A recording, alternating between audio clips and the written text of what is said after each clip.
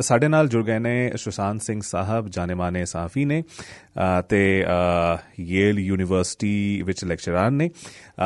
आइए इनको खुशामदीद कहते हैं और इनसे जानते हैं, ये इस मामले के जानकार भी हैं। हिंदुस्तान का डंका बज रहा है ये बताया जा रहा था, लेकिन जिस हालात में, बदतर हालात में लोगों को लाया गया है, क्या ये मैसेज दिया जा रहा है इंडिया को? क्या इंडिया कोलंबिया के जैसा रिप्लाई दे सकता था लेकिन दिया नहीं? क्या वजह है कि चुप्पी साधे हुए हैं मोदी साहब भी, सरकार भी और बाकी हर कोई? आइए इनको खुशामदीद कहते हैं। गुड मॉर्निंग सुशांत, बहुत शुक्रिया आपने हमें टाइम दिया। गुड मॉर्निंग मनी, आपका बहुत बहुत शुक्रिया, आपने मुझे दावत दी यहाँ पर आके अपने शो पे बात करने के लिए। जी सुशांत, ऐसा मुझे तो इंडिया में 15 साल जर्नलिज्म मैंने किया, मुझे याद नहीं आ रहा है कि ऐसा कभी हुआ कि अमेरिकन मिलिट्री या किसी भी देश का मिलिट्री प्लेन इंडियंस को बेड़ियों में जकड़ के वापस ले आए इलीगल बोल के, और उस गवर्नमेंट देश की सरकार भी जो है वो बहुत ही फख्र महसूस करके वो वीडियो भी डाल दें। गवर्नमेंट ऑफ इंडिया कह रहा है कि देखिए ये तो रूटीन है प्रोसीजर। क्या आप कन्विंस्ड हैं इस बात से? नहीं साहब, मैं तो बिल्कुल कन्विंस नहीं हूँ मनी। दो बातों से मैं कन्विंस नहीं हूँ। पहली चीज है कि जब किसी मुल्क का मिलिट्री एयरक्राफ्ट आपके यहाँ उतरता है, और जैसे कि कोलंबिया की प्रेसिडेंट ने कहा, ये सॉवरेनिटी का इशू है कि आप एक सॉवरेन मुल्क हैं। आप अमेरिका अपनी जमीन पे कुछ भी कर सकता है। अमेरिका अपनी जमीन पर बेड़ियां डाल सकता है, अपना हवाई जहाज कहीं भी उतार सकता है। क्या अमेरिका अपना फौजी जहाज, फौजी दस्ता भारत में भेज सकता है? नहीं भेज सकता है। मनी, आपको याद होगा 1971 में जब अमेरिका की 7वीं फ्लीट आई बे ऑफ बंगाल के अंदर, जब बांग्लादेश के साथ लड़ाई चल रही थी धमकी देने के लिए, तो इंदिरा गांधी ने कहा मैं इनसे नहीं डरूंगी, मैं इनकी नहीं सुनूंगी, और उनको जाने को बोल दिया, वो चले गए। ये इस तरह से भारत एक स्वतंत्र मुल्क है, एक इंडिपेंडेंट कंट्री है जिसका कि कॉलोनियल पास्ट है, and we have always oppose these kind of imperialist tendencies. ये तो एक इंपीरियलिस्ट टेंडेंसी है ना ट्रंप की, कि भाई अब मैं जो चाहूंगा वो कर लूंगा, मैं बहुत ताकतवर मुल्क हूं, मैंने आपके ऊपर ये कर दिया, और आपने उसको एक्सेप्ट कर लिया।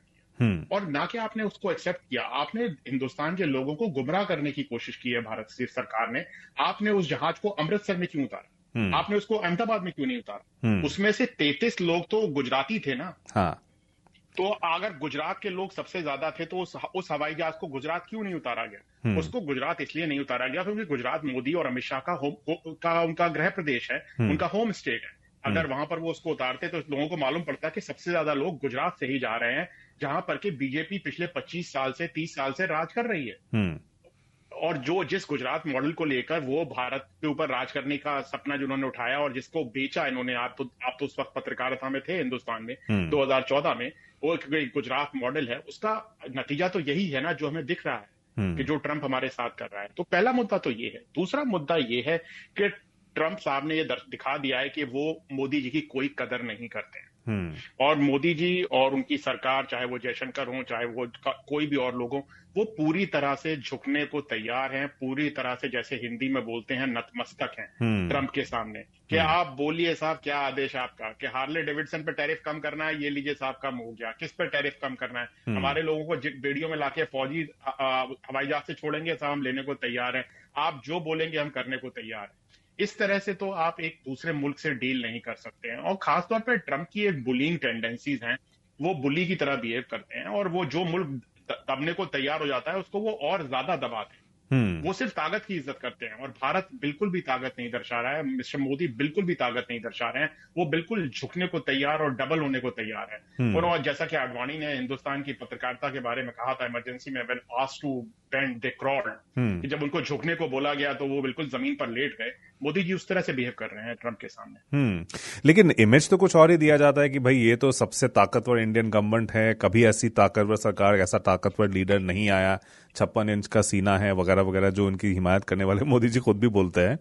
लेकिन अभी ये ऐसा लीडरशिप रोल दिख नहीं रहा है, तो क्या मजबूरी है आपको लगता है? मतलब ऐसा तो अनएक्सपेक्टेड है कि इतना स्ट्रांग अगर इंडियन गवर्नमेंट है जो किसी भी डिसिडेंट को चुप कराने के लिए जो है ट्रोल आर्मी छोड़ देता है। अमेरिकन के केस में मुंह बंद करके बैठे हुए उल्टा हिंदुस्तानियों को गालियां दे रहे हैं जो ट्रोल आर्मी है कि भाई देखिए इलीगल्स तो इलीगल्स है, डिपोर्ट तो होंगे, इसमें बड़ी बात क्या है? बड़ी बात नहीं है ये। बिल्कुल, मैं तो आपकी बात से बिल्कुल इत्तेफाक रखता हूं मनी, और ये शायद दिखाता है कि जिस तरह का झूठा प्रोपेगेंडा करके हिंदुस्तानियों को गुमराह किया गया है पिछले 10-12 सालों के अंदर, वो हमको साफ साफ नजर आता है। भारत की इज्जत कम हुई है, बढ़ी नहीं है। भारत की ताकत कम हुई है, बढ़ी नहीं है, यही हमको नजर आता है। देखिए, भारत एक बहुत बड़ा मुल्क है। अगर आप 150 करोड़ लोग हैं और आपकी एक जियो स्ट्रैटेजिक लोकेशन है, आपकी एक हिस्ट्री रही है, कॉलोनियल पास्ट रहा है, आपने इसके साथ लड़ाई की है, आप जीते हैं, आप डेमोक्रेसी रहे हैं, तो आपकी इज्जत तो एक होगी ही दुनिया में, आपकी एक ताकत तो होगी। पर वो इज्जत क्या बढ़ी है? नहीं, वो कम हुई है। हाँ, बिल्कुल कम हुई है। और ये लेटेस्ट एविडेंस है उसको दिखाने के लिए कि ये कम हुई है।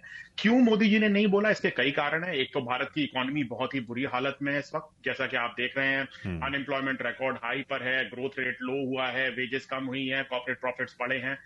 कोई भी आप इंडिकेटर उठा लीजिए, 10 साल की मोदी राज के बाद हिंदुस्तान की इकोनॉमी बिल्कुल बुरी हालत में है। तो आप अमेरिका से बिल्कुल भी किसी भी तरह की आप पंगा लेने की स्थिति में नहीं है अमेरिका के साथ, किसी भी तरह से। दूसरा, मोदी जी का खुद का फैसिनेशन है अमेरिका के लिए। आप देखिए कितनी बार वो अमेरिका गए हैं, कितनी बार उनके विदेश मंत्री जयशंकर अमेरिका गए हैं, और कितनी बार वो चाहते हैं कि अमेरिका उनको बुलाए, और उनको हर बार जब वो अमेरिका आते हैं तो उसका एक बड़ा नाटक होता है, ड्रामा होता है हिंदुस्तान में कि अमेरिका ने साहब मोदी जी को बुलाया है। और उसका कारण भी आपको एनआरआई जाके डांस भी करते हैं होटल्स के सामने। उसका एक पॉलिटिकल कारण भी है। मनी, आपको याद होगा 2002 के बाद, जबकि गुजरात में मुस्लिमों को मारा गया, उनका नरसंहार किया गया, जब मोदी जी मुख्यमंत्री थे, उसके बाद अमेरिका ने मोदी जी का वीसा वापस ले लिया था, जैसा कि यूनाइटेड किंगडम ने और बाकी यूरोपियन मुल्कों ने ले लिया था। तो इनको अमेरिका जाने की इजाजत, तो वो एक पॉलिटिकल कारण भी है कि दिखाने का कि देखिए साहब, मैं वापस यहाँ पर आ रहा हूँ और मुझे लोग कर रहे हैं। और ऑफ कोर्स, जैसा कि आपने कहा, एक एनआरआई कम्युनिटी है जो कि एक पर्टिकुलर वर्ल्ड व्यू में बिलीव करती है, जो चाहते हैं कि अमेरिका में तो लिबरल वैल्यूज हों, पर हिंदुस्तान में बिल्कुल एकदम रिग्रेसिव हिंदू नेशनलिज्म चले।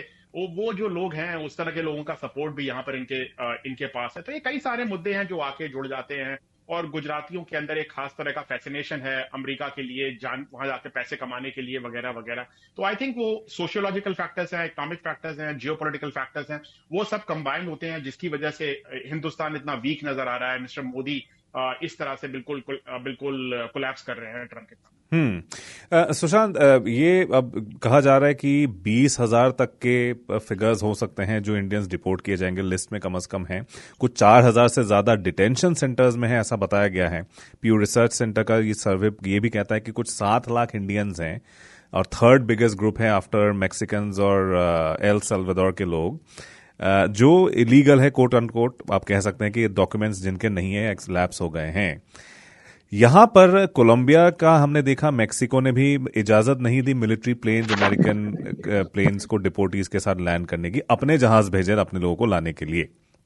और कोलंबिया जैसा छोटा देश कर सकता है, इंडिया क्यों नहीं कर सकता, ये सवाल पूछा जा रहा है। आपने बता दिया कि इंडिया की माली हालत खस्ता है और बाकी दीगर वजह भी हैं। लेकिन जो जियोपॉलिटिकल सेंस में अगर हम बात करें, जो समझा जा रहा था कि भाई India as a big player, it can act as a bulwark against China, बहुत बड़ा मार्केट है, अनटैप्ड मार्केट है आप कह सकते हैं, तो इससे तो लग नहीं रहा है कि इट्स मतलब विश्वगुरु है या एक मेजर वर्ल्ड पावर है। प्रताप भानु मेहता ने कहा था कि India might be sliding into irrelevance. Do you agree with that view, Sushant? I think more और less I agree with Pratap Singh that कि ये बात सही है कि भारत एक तरह से बिल्कुल इररिलेवेंट होता जा रहा है जियो पॉलिटिक्स में। अगर आप देखें तो ट्रंप तो भारत का नाम नहीं लेते हैं। उन्होंने तो ना अच्छे तरीके से ना बुरे तरीके से, भारत एग्जिस्ट ही नहीं करता है। आप यूरोप में देखिए, भारत का नाम नहीं लिया जा रहा है। कहीं भी आप देखें, हिंदुस्तान का नाम तो नहीं लिया जा रहा है। और जिस तरह का यहाँ पर प्रोपेगेंडा किया गया हिंदुस्तान के अंदर, ये दिखाने के लिए कि हिंदुस्तान का बड़ा नाम रोशन किया है मोदी जी ने, वो तो सरासर गलत था। और उसकी अभी पोल खुल रही है। और हिंदुस्तान को इतना कमजोर होने की जरूरत नहीं थी। मुझे अच्छी तरह याद है 1991 में जब पहला गल्फ वॉर हुआ, तो भारत में एक माइनॉरिटी सरकार थी, चंद्रशेखर की केयर टेकर गवर्नमेंट थी। उसने अमेरिकी जहाजों को रिफ्यूल होने की इजाजत नहीं दी हिंदुस्तान के अंदर। तो हिंदुस्तान तो जब बहुत कमजोर सरकारें रही हैं, केयर टेकर सरकारें रही हैं, वो खड़ी हुई हैं, जबकि माली हालत इससे भी ज्यादा खराब रही है, वो किसी भी इंपीरियलिज्म के खिलाफ खड़ी रही है। देखिए साहब, जो हमारा मॉडर्न हिंदुस्तान है, आज का हिंदुस्तान है मनी, वो तो एंटी कॉलोनियल, एंटी इंपीरियलिज्म के खिलाफ ही पैदा हुआ है। उसकी वजूद ही उस पर है। और अगर हम इंपीरियल वैल्यूज को अपोज नहीं करेंगे, और अगर हम कॉलोनियल वैल्यूज को अपोज नहीं करेंगे, तो हम किसको अपोज करेंगे? जो ट्रंप कर रहे हैं, वो एक तरह का इंपीरियलिज्म है, वो एक तरह का नियो कॉलोनियलिज्म है। और इसको अपोज करना उस हर एक एक इंडियन गवर्नमेंट की जिम्मेदारी है जो कि इंडियन कॉन्स्टिट्यूशन में, इंडिया के फ्रीडम मूवमेंट में और जो इंडिया की फाउंडिंग वैल्यूज हैं उनमें बिलीव करती है। जिस तरह से लोगों को भेजा गया वापस बेड़ियों में जकड़ के, सीटों से उठने नहीं दिया, टॉयलेट जाने के लिए भी मतलब इजाजत नहीं दी, खाना खाने के लिए भी हाथ नहीं खोले गए, ऐसे उन्होंने बताया है। ये तो वो 18-19 सेंचुरी के स्लेव शिप्स के जैसा है, जब इंडियंस तो कभी स्लेव्स बनाए नहीं गए, लेकिन अब जाकर के जो है ऐसा ही एक स्लेव शिप में भेजा गया है, ऐसा एक इमेज मेरे जहन में तो कम से कम आया।